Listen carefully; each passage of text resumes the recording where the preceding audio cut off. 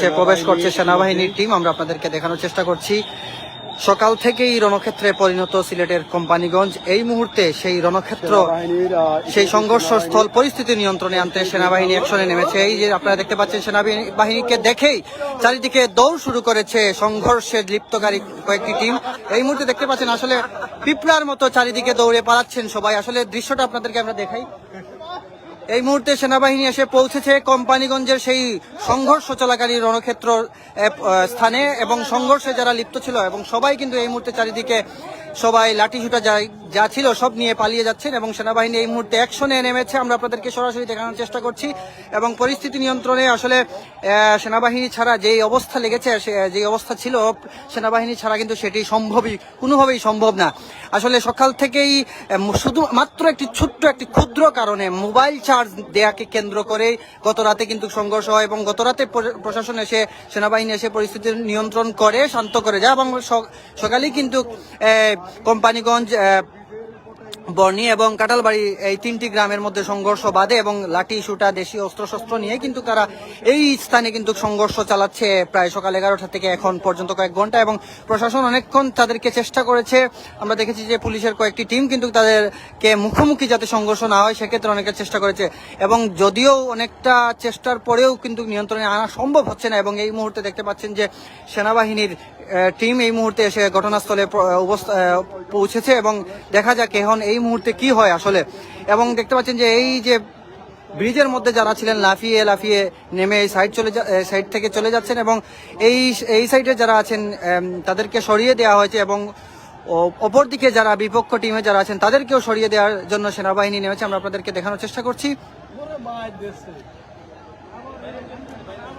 আমরা আপনাদেরকে সরাসরি দেখানোর চেষ্টা করছি। কে কোথায় থেকে লাইভটি দেখছেন একটু কমেন্ট করে জানাবেন আপনারা কি লাইভটি দেখতে পাচ্ছেন কিনা ক্লিয়ার। আসলে অনেক মানুষ, এরপরে গ্রাম অঞ্চল, নেটওয়ার্কের অনেকটা সমস্যা হয় আমাদের। আসলে একটু দেখাই, বাসা বাড়ির উপর দিয়ে চলে যাচ্ছেন অনেকেই।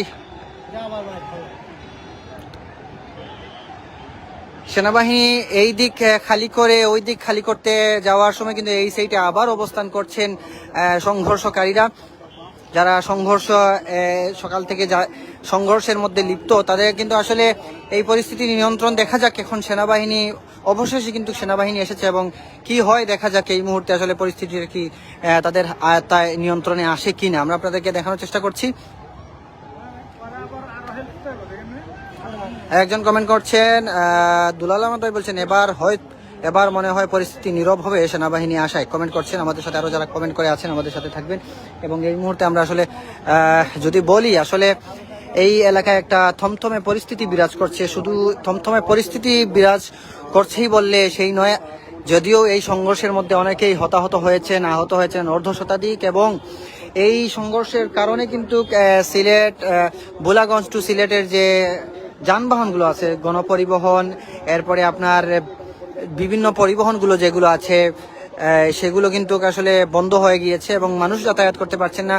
2-3 ঘন্টা থেকে মানুষ আটকা পড়েছেন এই রোডে। আসলে আমরা যদি বলি, এইখান থেকে একদম হাইটেক পার্কের আরো দূরেই কিন্তু গাড়ি কিন্তু বিশাল একটি দীর্ঘ লাইন হয়েছে।